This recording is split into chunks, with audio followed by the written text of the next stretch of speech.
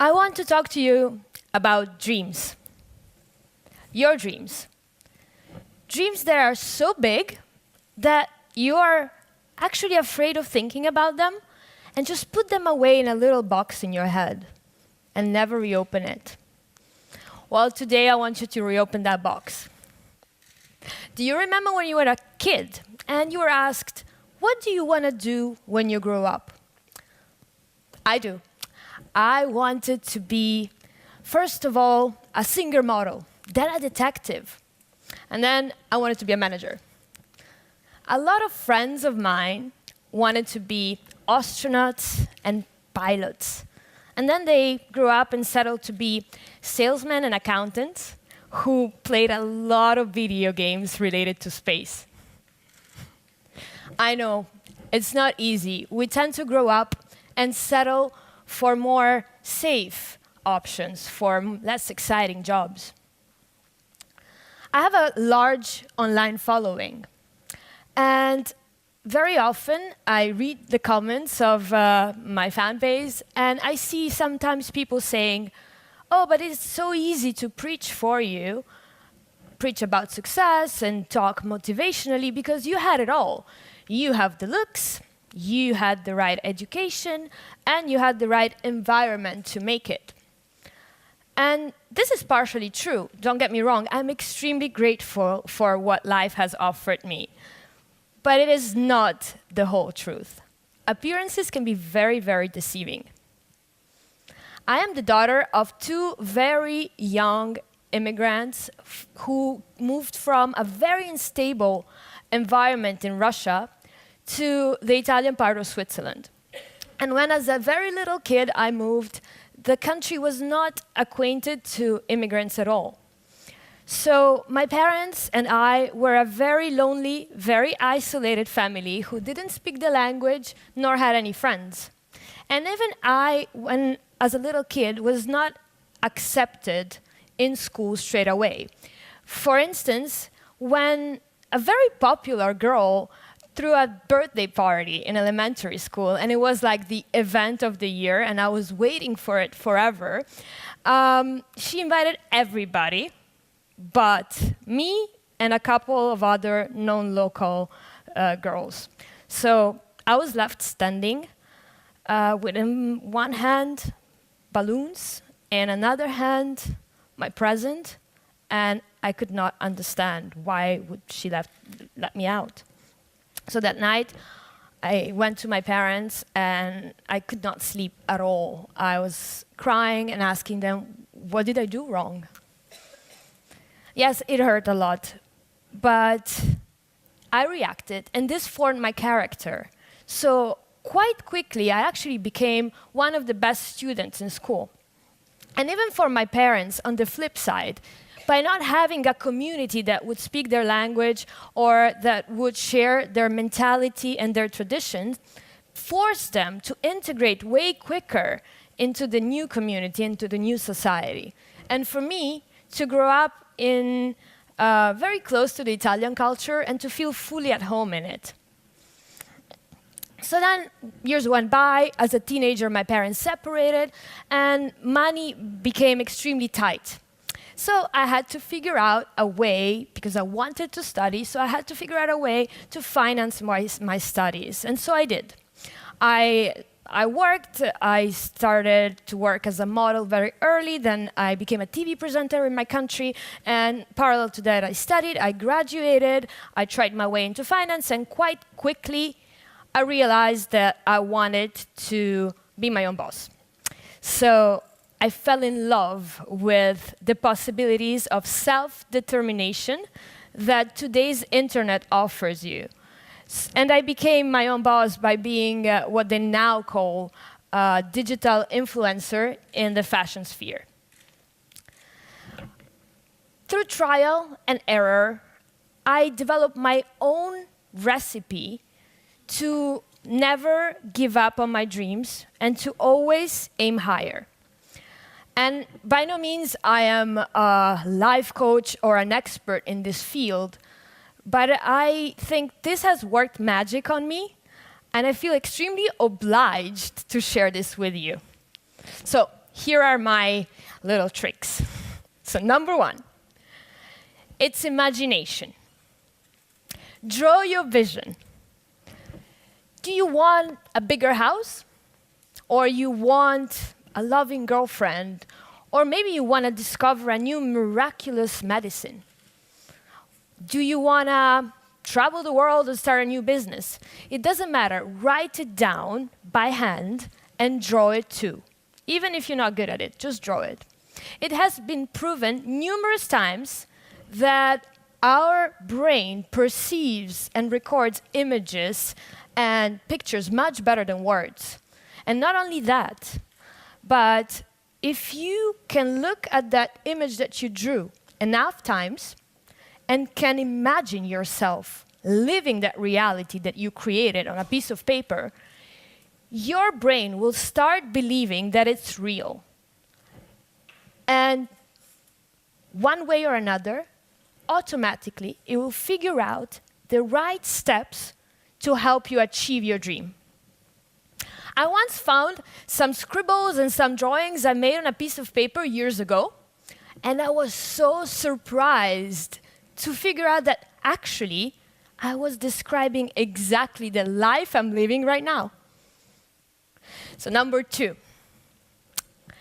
your identity is not fixed. Thanks to the internet, I actually realized that I can recreate freely my own identity and myself, and so can you. You are not either grumpy or bubbly, or stingy or generous, or either a winner or a total loser. You can be anything you want and anything you decide. But most of all, you are what you repeatedly say to yourself that you are. So mind the conversation that goes on into your head. It's been proven that your brain will start believing it.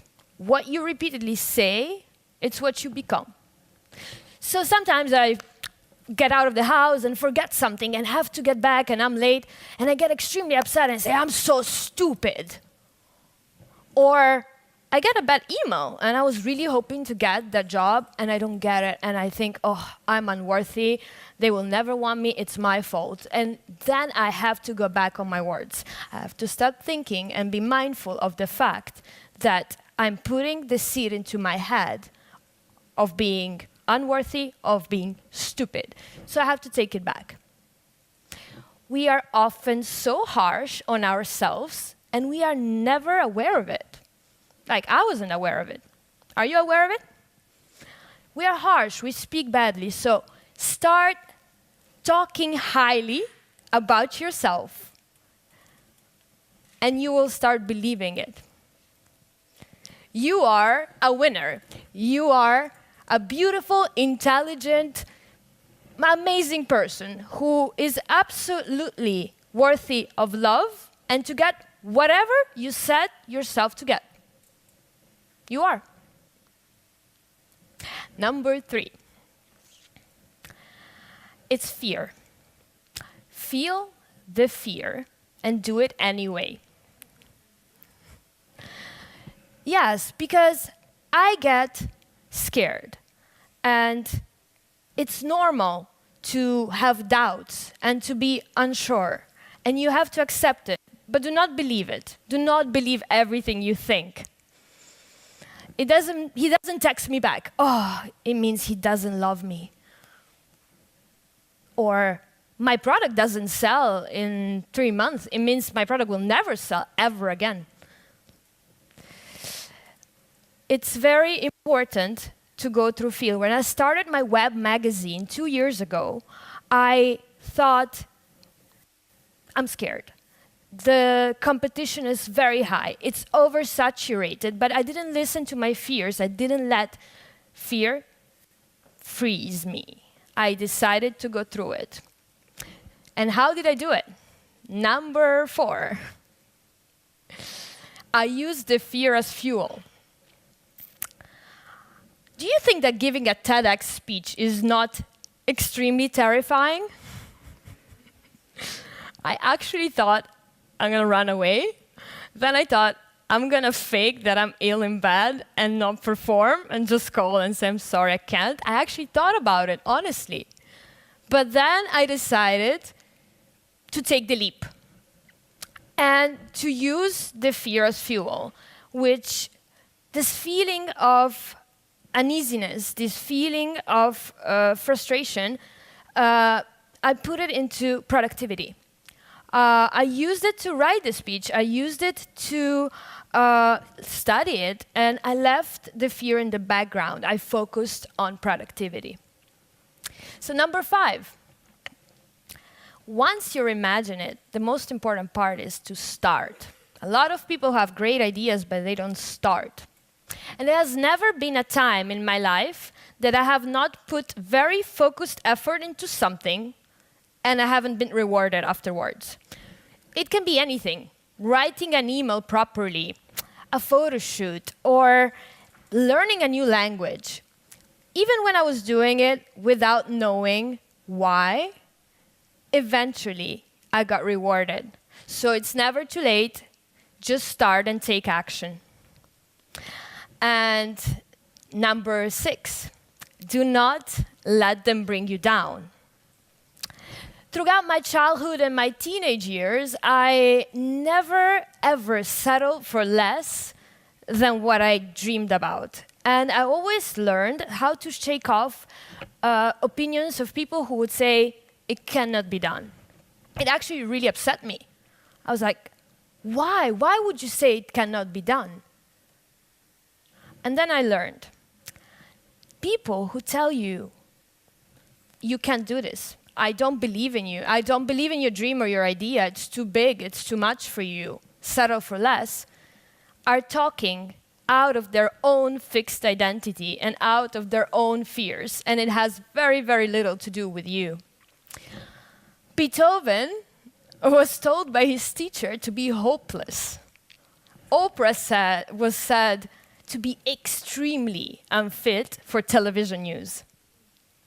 Me too. I was a small-town girl with a big dream, and now I get to travel the world to speak to an audience like this and to live the job of my dreams.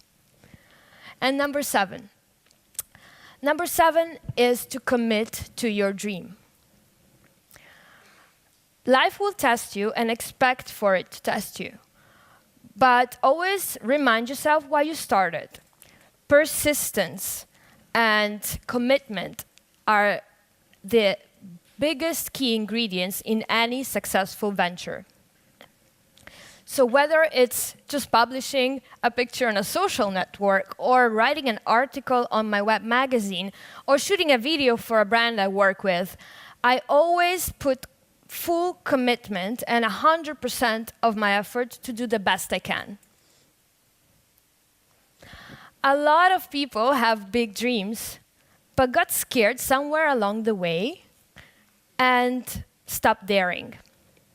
And then what happens? They become part of someone else's vision and of someone else's dream. And they create for themselves this fixed identity of, oh, I'm just a little man. Oh, I'm just a normal woman. Oh, I cannot do it. I'm just nobody. Your identity is not fixed. You can decide who you are. So you can call me a progressist, but I want you to believe in your dreams and to act on them. I want you to be the game changers, those who invent new fields and make everybody's life just a little bit brighter. Thank you.